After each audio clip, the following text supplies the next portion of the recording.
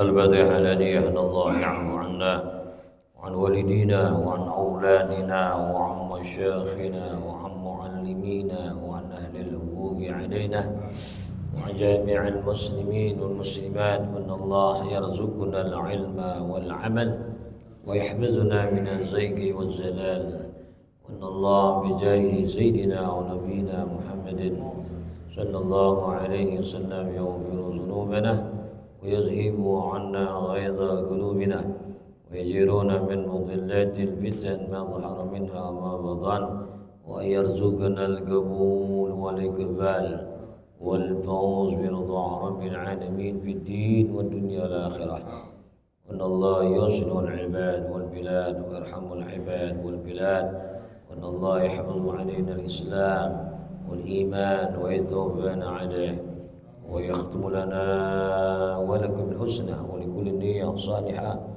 وإلى حضرة النبي محمد صلى الله عليه وآله وأصحابه وكرامته وأزواجه وذريته وأهل بيته وأنصاره وإلى خصوصا معنا الكتاب شيخ جلال الدين المحلي والشيخ جلال الدين السيوطي وأصولهما وفروعهما ثم إلى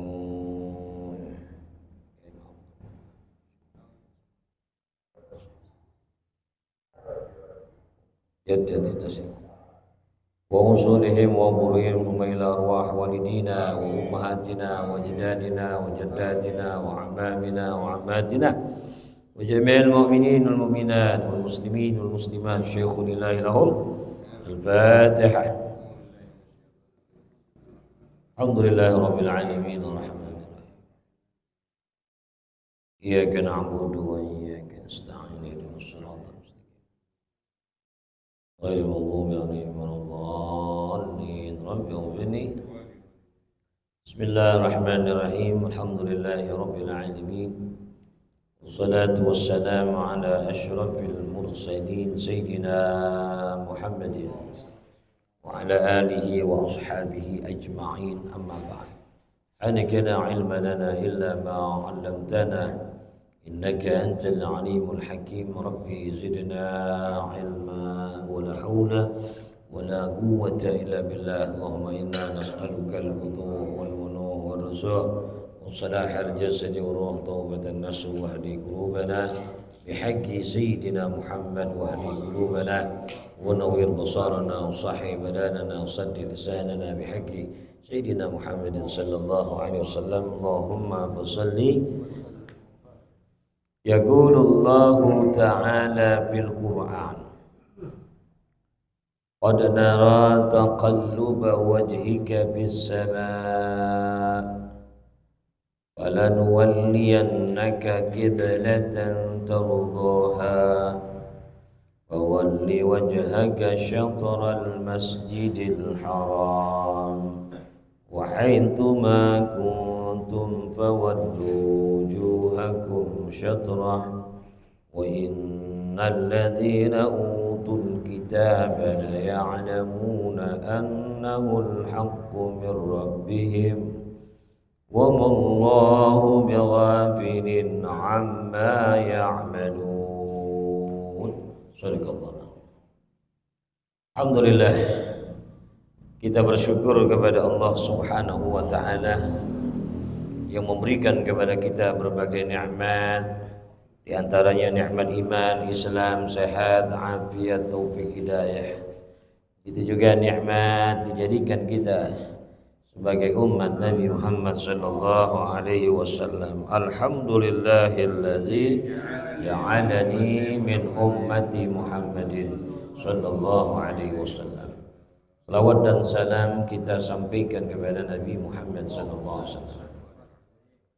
Allah berfirman dalam surah Al-Baqarah, qad nara taqalluba wajhika fis sama. Sungguh kami mengetahui bolak-baliknya wajahmu fis sama, ke arah langit. Jadi Nabi pandang ke langit. Ini, ya. Kenapa? Karena Rasul Shallallahu Alaihi Wasallam berharap kepada Allah Subhanahu wa taala agar Allah perintahkan beliau untuk menghadap Ka'bah di dalam salat. Karena selama 16 bulan kemarin ya, Rasul itu kan salat di Madinah menghadap Baitul Maqdis, sehingga orang-orang Yahudi mengejek Nabi Muhammad dan mengejek para sahabat. Lihat Muhammad dan pengikutnya, dia tolak agama kita, tapi dia sholat ngadep kiblat kita. Jadi Rasulullah SAW inginnya Allah Subhanahu wa taala perintahkan kembali untuk menghadap ke Ka'bah, gitu ya. Makanya Allah mengatakan, sungguh kami tahu ya Muhammad, wajahmu selalu menengadah ke atas langit. Allah tahu. Nabi minta supaya diperintahkan berpaling dari Masjidil Haram menuju Ka'bah di dalam sholat. Berpaling dari Baitul Maqdis menuju Masjidil Haram atau Ka'bah untuk sholatnya.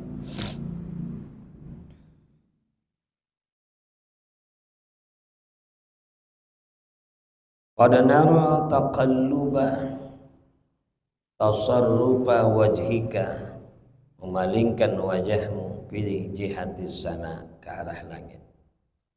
Mutatalli'an ilal wahyi, nunggu wahyu, marapin turun wahyu. Wa mutasyawwiqan lil amri bistiqbalil Ka'bah, dan rindu nunggu perintah Allah supaya ngadep Ka'bah.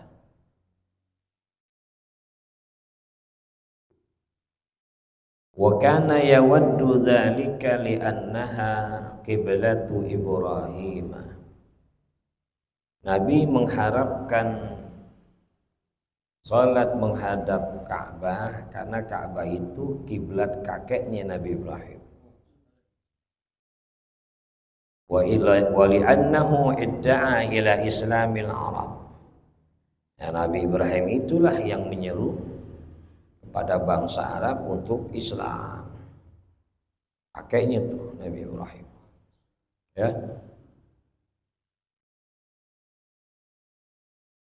Falanuwalliyannaka qiblatan tardaha.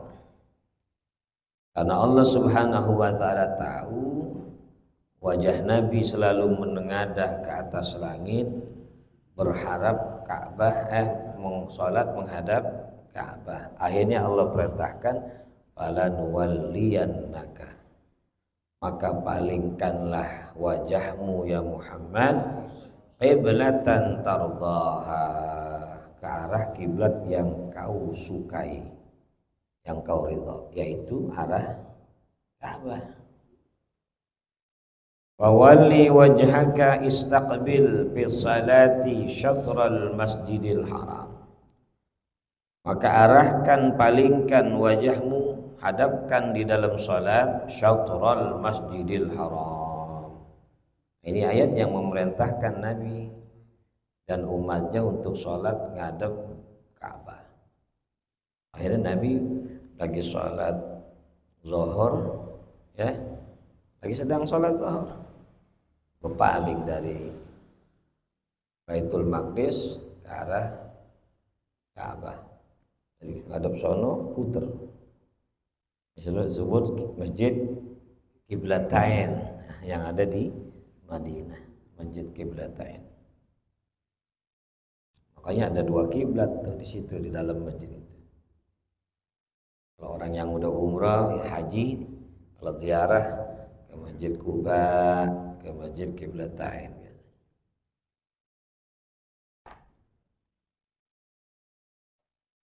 Dan situ disebut syatra, itu artinya para ulama mengatakan jurusan. Jadi jurusan Masjidil Haram, jurusan Ka'bah. Maka andai kata nggak tepat-tepat banget mah, tetap aja dianggap sah. Kecuali kalau kita sholatnya dekat di Masjidil Haram, harus pas kena fisiknya Ka'bah. Mau fisiknya pinggirannya atau tengahnya atau pinggirannya, yang penting fisiknya. Kalau jauh jurusannya, asal jangan terlalu mencong aja. Ini Ka'bah sini terlalu miring, terlalu mencong. Kalau nggak tepat-tepat banget mah masih kena. Di Indonesia kalau ente wali deh, ente gelar sajadah kelihatan tuh Ka'bah depan. Hah? Kan kita nggak tahu kiblat kita pas apa kagak tuh kena Ka'bah. Benar nggak? Pas apa nggak kena Ka'bah? Nggak tahu. Kayak kompas. Tapi nggak bisa juga secara pasti nyentuh Ka'bah arah kita tuh. Ini Ka'bah. Makanya di sini dikatakan fawalli wajhaka syatral masjidil haram. Jurusan Masjidil Haram. Ya. Jadi yang dihadapkan di dalam sholat tuh Ka'bah itu ainul Ka'bah atau wajhul Ka'bah. Kalau ain Ka'bah ya mesti kena Ka'bahnya. Tapi kalau wajhul Ka'bah, arah Ka'bah. Kebetulan Ka'bah ada di Masjidil Haram, ya udah kita ngadep Masjidil Haram. Nggak kena ainnya, kata ulama nggak apa-apa. Yang penting arah Masjidil Haram, arah Ka'bah. Itu satu pendapat. Tapi yang berpendapat ain Ka'bah, maka yang keluar dari ain nggak kena ya nggak sah, kiblatnya nggak sah, salatnya nggak sah. Hah?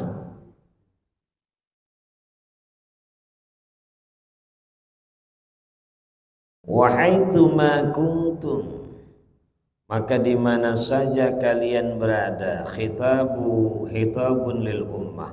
Ini ayat khitabnya buat umat, buat kita nih. Wahaitsuma kuntum fawallu wujuhakum syatrah.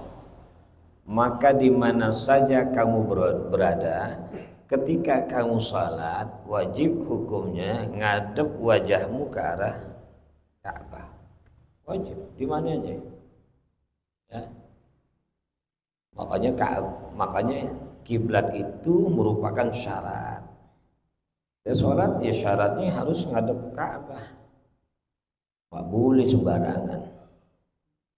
Kalau nggak tahu harus cari tahu dulu. Kita berada di satu tempat. Jangan asal-asalan. Harus istihad dulu. Istihad itu artinya bersungguh-sungguh dengan ilmu yang kita miliki untuk mencari tahu arah kiblat kemana gitu. Nggak boleh nebak, wah kiblat ke sono kali ya, nggak bisa. Ya. Bisa melihat matahari. Biasa matahari terbit dari timur, tenggelam ke barat dari situ. Tapi kalau siang hari kan susah. Nyari ngelihatnya pas siang, waduh tengah-tengah susah. Atau dari tiupan angin. Biasanya angin tiup dari utara ke selatan. Oh berarti timur barat ke sono. Atau dengan bertanya. Nah yang paling gampang nanya. Tapi di hutan nanya siapa? Masa mau nanya monyet, macan dimakan bisa. Ya kalau di hutan ya itu istihadnya begitu tadi, melihat arah angin, lihat matahari. Ya. Jadi harus istihad dulu. Dua orang punya ilmu, punya kemampuan, dan dua-duanya beristihad. Dua-duanya di dalam hutan, sholat ngadep mana? Si A istihadnya ke sono, si B istihadnya ke sono. Maka nggak boleh dia berjamaah karena nggak berakuran. si B ngadep sono sah, si A ngadep sono sah menurut ijtihad dia masing-masing. Kalau nggak tahu arah dengan ijtihad. Ya. Si B ngikut aja, gue ikut lu dah, gue nggak ngerti. Ya udah B ngikut si A aja. Paham ya? Si A nggak boleh kalau dia masing-masing beristihad, masing-masing mengatakan dirinya betul. Nggak boleh si A bilang si B yang salah atau si B bilang A salah. Tapi keduanya nggak boleh bersatu di dalam sholat, karena istihadnya berbeda. Kecuali istihadnya sama, ya. Lagi duduk berdua, dengar suara kentut, si A nuduh si B nuduh si A. Lo kentut, lo masing-masing mengingkari siapa yang kentut. Maka keduanya boleh sholat, nggak wudu lagi. Kalau punya wudu, kan nggak ketahuan yang batal siapa. Si A ngaku, si A bilang bukan gue yang kentut, si B juga bilang bukan gue yang, tapi nggak ada suara kentut melainkan dari dua orang ini. Allah alam. Ini kan zahir. Maka si A nggak boleh berjamaah bermakmum kepada si B nggak boleh bermakmum kepada si A. Masing-masing sholat sendiri-sendiri. Uji datang ngikut si A boleh sah, atau ngikut si B boleh. Dia doang berdua nggak boleh, karena masing-masing mengingkari akan batalnya diri.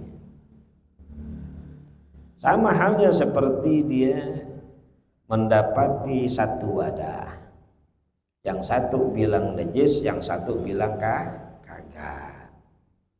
Yang ini yang najis, oh yang ini yang najis. Maka masing-masing berwudu pada air yang diyakinin kagak najis. Ya. Ane bilang ini enggak najis, Uji bilang ini najis. Ya, ini yang kagak. Ane bilang justru ini yang najis. Masing-masing punya pendapat. Maka Anda butuh pakai yang ini, nggak boleh pakai ini. Karena Anda yakin dia Uji nggak boleh pakai ini. Dah, dia sah, Anda sah. Tapi nggak boleh berjamaah. Karena kalau Anda ngikut dia berarti Anda sholat ngikut orang yang wudunya pakai air najis. Ya, kan itu ikut Anda najis dia. Ember ada di rest area gitu. Kayaknya dikencingin orang tadi nih. Ane bilang kagak, nih kagak lihat. Ane ngelihat, ya udah lu ngelihat, lu najis, gua kagak ngelihat gitu. Iya, fikih namanya. Jadi ane nggak boleh ngikut dia nggak boleh ngikut ane, masing-masing. Haji Umar datang nyolek ane, ngikut di belakang ane boleh nggak? Boleh sah. Kalau di belakang Uji. Kalau ane doang yang nggak boleh ngikut. Ya, jadi masalah kiblat ijtihad. Ya.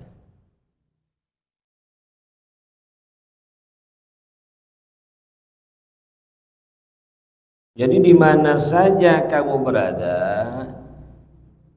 fawallu wujuhakum fis salati syatra. Maka hadapkan wajahmu, mananya wajah ini mananya dada. Ya, bukan wajah ini, dada. Ke arah Masjid Ka'bah, nggak boleh nggak berarah. Ya. Makanya orang yang ketika dipilah dia sholat nggak pakai istihad lagi, ternyata salah itu, ulang. Nggak salah aja ulang, nggak salah kebetulan bener, ulang juga nggak ada istihad. Istihad itu artinya berusaha mencari tahu arah kiblat, nggak boleh sembarangan. Makanya di villa itu biasanya ada tanda, di hotel ada tanda. Nah, ono kiblat. Ya udah berarti istihad, namanya istihad melihat. Oh boleh sholat, Allahu Akbar, nggak boleh. Kudu tahu dulu arah kiblat. Kecuali di rumah ente, mau udah bertahun-tahun ente di kampung ente tinggal. Nggak pakai istihad lagi udah tahu ini tempat lain. Kalau tempat lain kudu tahu, kudu istihad dulu, nggak boleh wudu Allah. Kiblat udah tahu belum? Ah, udah sono dah gue yakin. Taunya yakin dari mana? Kayaknya sih kayaknya, oh kayaknya, nah kayaknya berarti nggak istihad itu, ya harus istihad. Lain datangnya ke musola, lain masuknya ke masjid, kan udah ada di situ. Hah? Udah ada mihrabnya. Oh sono nggak mungkin mihrab sini nggak sholatnya ke sono. Ini kalau sembahyang di tempat selain masjid dan musola, di aula, kita nggak tahu tempat lain, mesti ada istihad dulu. Istihad itu maknanya kesungguhan untuk mencari tahu arah kiblat, bukannya nebak-nebak. Wah, nebak-nebak sekalipun benar nggak sah. Paham ya? Wa haitsu ma kuntum fawallu wujuhakum syatra. Wa innal ladzina utul kitaba la ya'lamuna annahu al-haqqu min rabbihim. Dan sesungguhnya orang-orang yang telah diberikan Alkitab, utul kitab itu Yahudi dan Nasrani.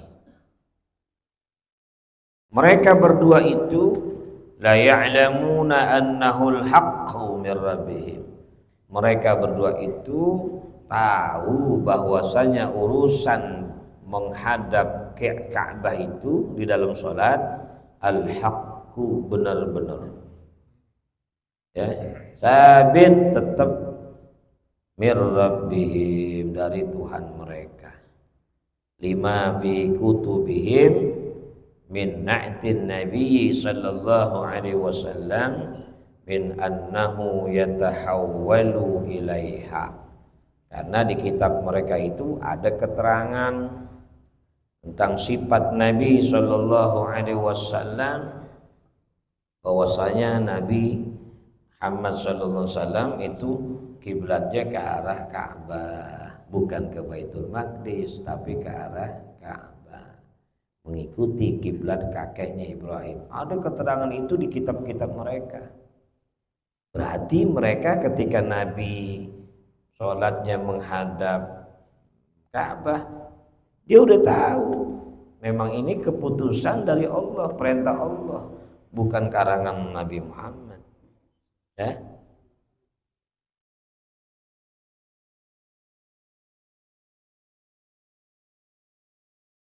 Wa mallahu bighafilin amma ya'malun. Dan Allah sekali-kali tidak lalai terhadap apa yang mereka perbuat. Kalau bacanya ya'malun, ya berarti Yahudi dan yang mengingkari urusan kiblat. Tapi kalau bacanya ta'malun, kita nih kaum mukminin, ya masalah perintah Allah menghadap Ka'bah. Jadi bisa baca dengan ya, bisa baca dengan ta. Wa mallahu bighafilin amma ta'malun, berarti hitamnya ke kita. Allah tahu yang kelalaian daripada apa-apa yang kalian kerjakan. Kalian disuruh sholat ngadep Ka'bah, tapi sembarangan kagak ngadep Ka'bah. Allah tahu kelalaian kita. Ya. Tapi di sini ya'malun, ya kayak berarti Yahudi, yang mana mereka selalu mengejek-ngejek Nabi dan para sahabat di dalam masalah kiblat.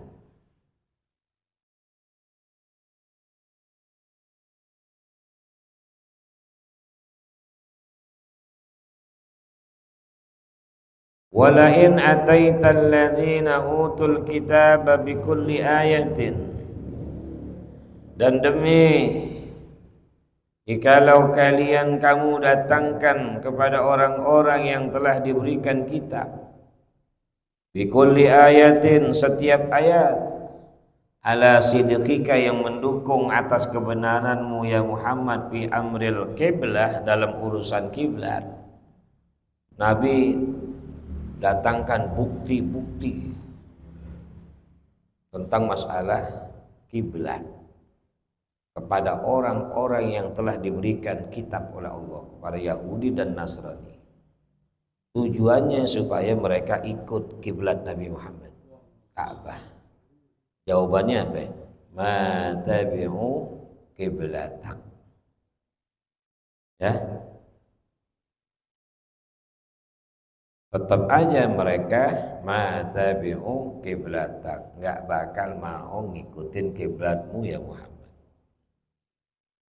Allah sudah jelaskan kepada Rasul, ya Muhammad, demi sesungguhnya kalaupun kamu datangkan bukti-bukti tentang urusan kiblat, yang mana kiblat yang kau hadap itu ke arah Ka'bah betul-betul benar dari Allah, dari Tuhan, tetap mereka nggak bakalan ngikutin kiblat kamu.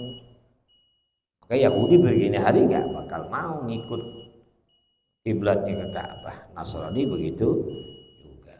Kalipun mereka mengaku itu kiblat itu urusan perintah Allah, dibenarkan, tapi mereka nggak mau. Ya. Itu namanya apa? Sombong, namanya hasad. Tahu kebenaran tapi nggak mau ikut. Orang yang sombong kan gitu. Ya. Tahu kebenaran tapi nggak mau ngikut, nggak mau jalanin, ke itu sombong. Ya.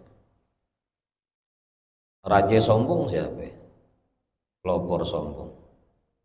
Hah? Iblis. Ya. Emang iblis kagak tahu Nabi Adam diciptain namanya Allah. Memangnya iblis kagak tahu Allah itu maha kuasa, Tuhan semesta alam. Hah? Tahu kan? Dia tahu Allah itu Tuhan yang patut disembah. Allah itu Tuhan yang perintahnya wajib ditaati, gitu kan? Ya.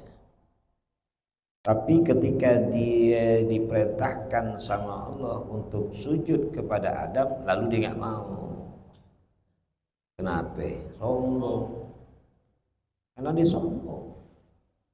Ana khairun minhu, khalaqtani min nar wa khalaqtahu min tin. Saya lebih baik daripada Adam. Saya diciptakan dari api, Adam dari tanah. Apakah saya mesti sujud kepada dia, kepada Adam yang diciptakan dari tanah, sedangkan saya dari api? Sombong. Jadi sombong definisi begitu, ketika tahu kebenaran nggak mau diikutin berarti sombong. Ya. Dan sombong inilah awal petaka. Awal petaka. Awal segala kebinasaan. Awal daripada segala kehancuran.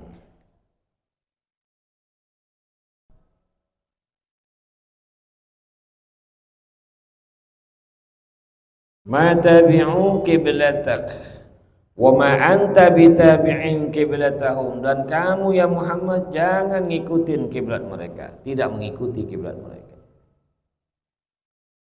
Ya. Yad'un li tam'ihi fi islamihim. Ini ayat adalah memutuskan harapan Nabi terhadap Islamnya mereka.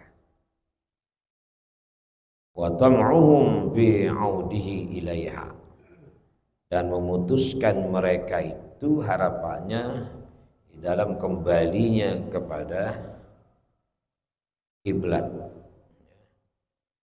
Jadi Nabi dikasih tahu, mulai dari Yahudi Nasrani nggak bakal ikut ente. Makanya walan tarda ankal yahudu walan nasara hatta tattabi'a millatahum. Ikutin agama mereka dulu, baru mereka mau ikut kamu. Kalau selama kamu nggak mau ikutin agama mereka, sampai budak ya, dia nggak mau ikutin kamu. Makanya ayat yang sangat tandas banget memberikan larangan buat kita, yaitu tadi lakum dinukum waliyadin. Wa ma ba'duhum bitabi'in qiblata ba'd. Dan sebagian mereka tidak mengikuti kiblat sebagian lain. Satu sama lain nggak ngikutin. Yahudi nggak ngikutin kiblat Nasara. Nasara tidak mengikuti kiblat Yahudi. Dia aja berdua nggak akur. Tapi giliran menghancurkan umat Islam, mereka beradu, akur, bersatu. Dia gontok-gontokan nggak akur, kiblatnya aja beda.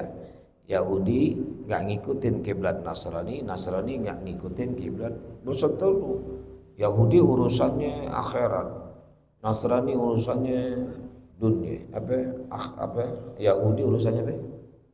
Ya, dunia ini akhirat. Beda. Dalam hal ajaran beda.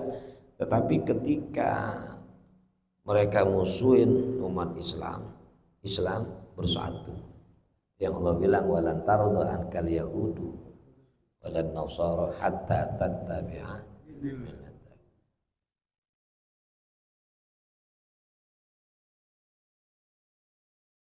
Al yahudu min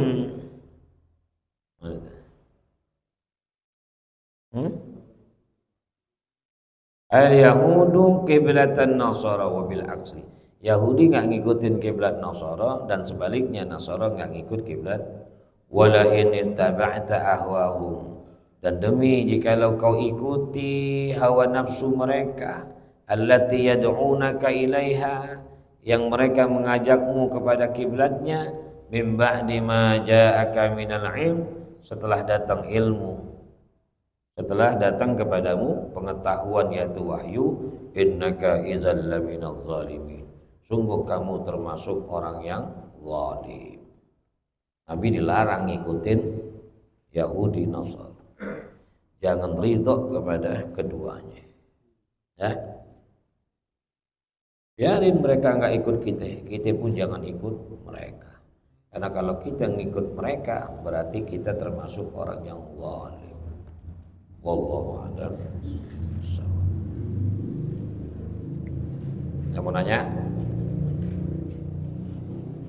Ya.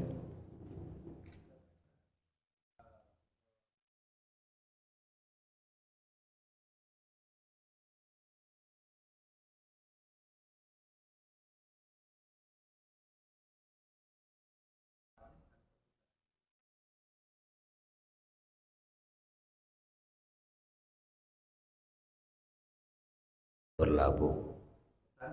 Oh.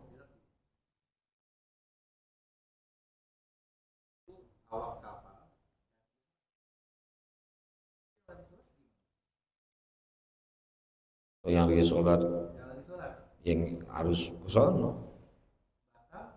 ya batal karena dia berpaling dari kiblat.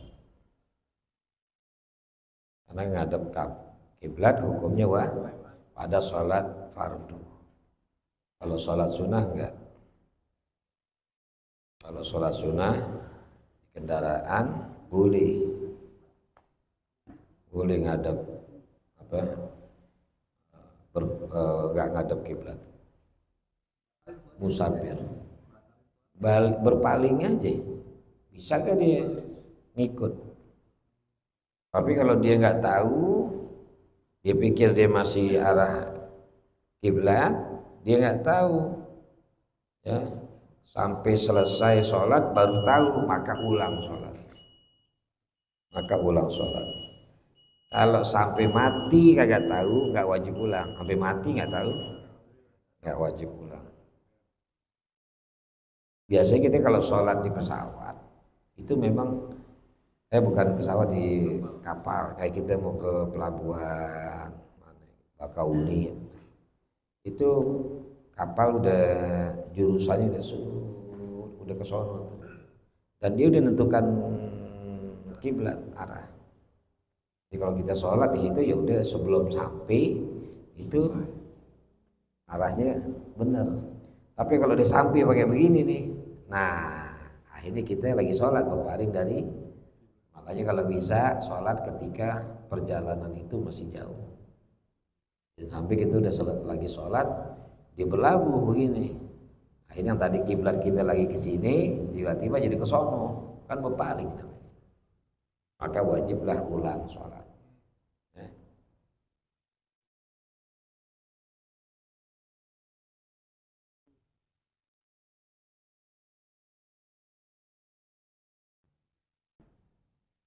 Ya.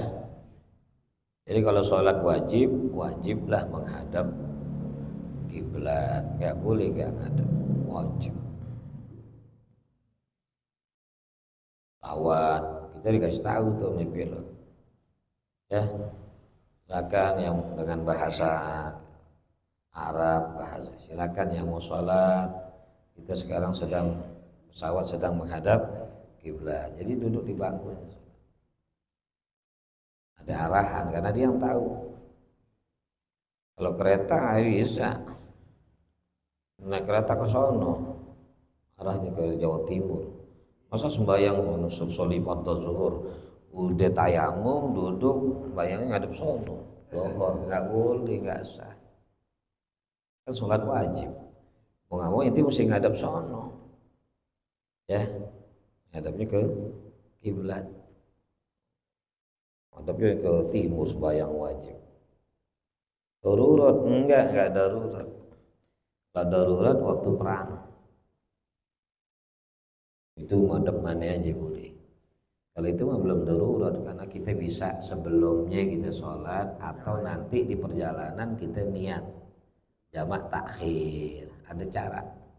Ime jamak takdim atau jamak takhir. Berangkat jam 10.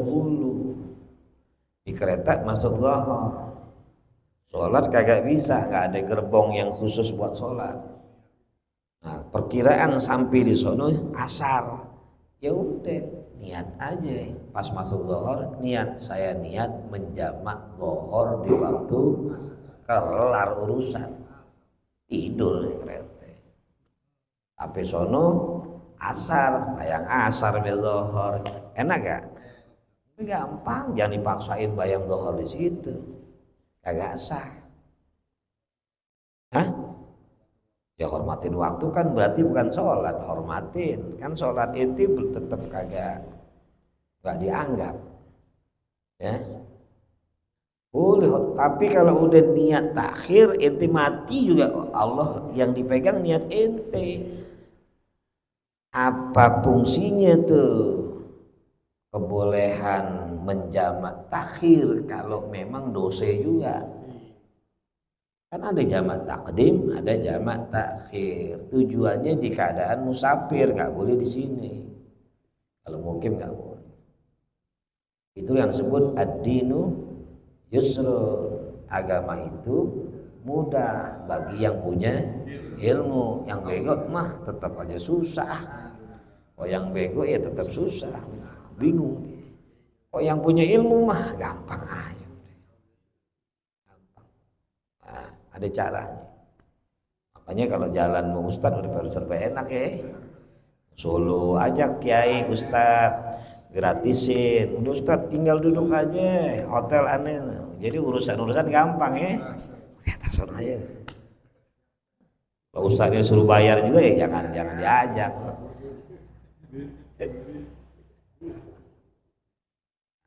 Andi serem ngajak aneh deh. Aneh kalau diajak mesti satu paket sama harim. Wallahu a'lam. قال رسول الله صلى الله عليه وسلم أفضل ما قلته أنا ونبينا من قبلي لا إله إلا الله لا إله إلا الله لا إله إلا الله محمد رسول الله صلى الله عليه وسلم كلمة حق عليها نحيا عليها نموت وعليها وبها نبوس إن شاء الله تعالى من الآمين برحمة الله كرامه الفاتحة الرحمن الرحيم